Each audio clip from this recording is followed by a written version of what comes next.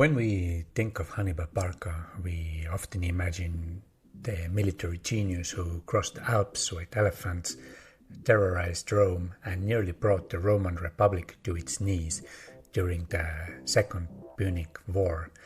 But what happened to Hannibal after the Punic War? In today's video, we'll explore the lesser-known chapter of Hannibal's life, his years of exile, political maneuvering, and ultimate demise.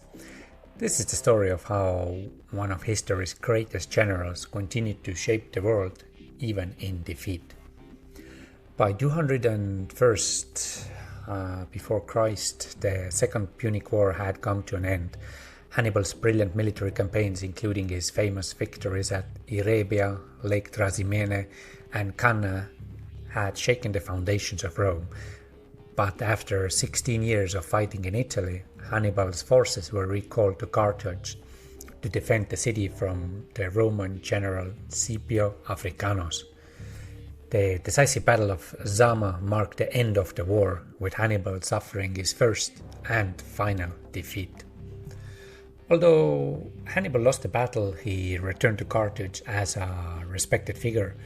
Despite the heavy terms imposed by the Rome in the Treaty of Zama, Hannibal was not blamed for the defeat. In fact, the Carthaginian Senate appointed him as a suffect, a senior magistrate, around 196 before Christ. Hannibal's next chapter would be in the political arena, where he proved just as effective. As suffect, Hannibal embarked on a series of ambitious reforms aimed at restoring Carthage's political and economic strength. Carthage, though humiliated by Rome, was still a wealthy trading power. Hannibal reformed the tax system, reducing the influence of the corrupt oligarchy and shifting more power to the common people. His changes helped Carthage recover its financial footing and pay off the heavy war indemnities demanded by Rome.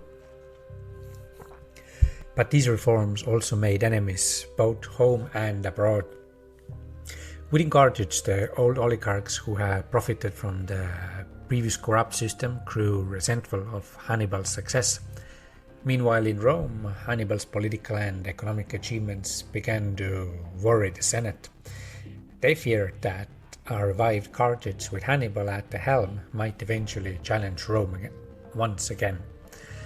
Rome sent envoys to Carthage accusing Hannibal of conspiring with Antiochus III, the king of Seleucid Empire. The accusation was not entirely baseless, as Hannibal had been in contact with several Hellenistic rulers. Facing increasing pressure, Hannibal realized that his position in Carthage was no longer tenable. Rather than risk assassination or capture, Hannibal fled Carthage in 195 before Christ, beginning his long years of exile. Hannibal's first stop in exile was the court of King Antiochus III of the Seleucid Empire. Antiochus, who was preparing for a war with Rome, saw in Hannibal a valuable ally. Hannibal, eager for revenge against Rome, offered his services to the king, becoming a military advisor. However, despite his presence, Antiochus did not fully utilize Hannibal's strategic brilliance. When the Romans and Seleucids clashed at the Battle of Magnesia in 190 before Christ, Hannibal's advice was largely ignored, and Antiochus suffered a crushing defeat. After the defeat of Antiochus, Rome demanded that Hannibal be handed over as a part of the peace treaty. But once again, Hannibal evaded capture, fleeing further east.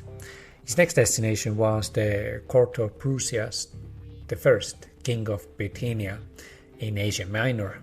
Here, Hannibal found refuge for several years, even helping Prusias in his conflicts with Rome's ally Eumenes II of Pergamon. Hannibal's strategic brilliance shone once more when he commanded Bithynian forces, securing a naval victory over Pergamon. Using an ingenious tactic, he launched pots filled with venomous snakes onto enemy ships, causing chaos and panic. Despite his successes in Bithynia, Hannibal remained a hunted man. Rome's influence continued to grow, and they relentlessly pursued Hannibal. In 183 before Christ, the Roman Senate pressured Prussians to surrender Hannibal, who by this time was in his 60s. Realizing that there was no escape this time, Hannibal chose to take his own life rather than fall into Roman hands. According to legend, Hannibal is said to have poisoned himself, uttering the words, "Let us now relieve the Romans of their fears, since it seems to tax their patience too much to wait for an old man's demise." And so, in a foreign land, far from the battlefields where he had made his name, Hannibal Barca, the man who had once made Rome tremble, passed away.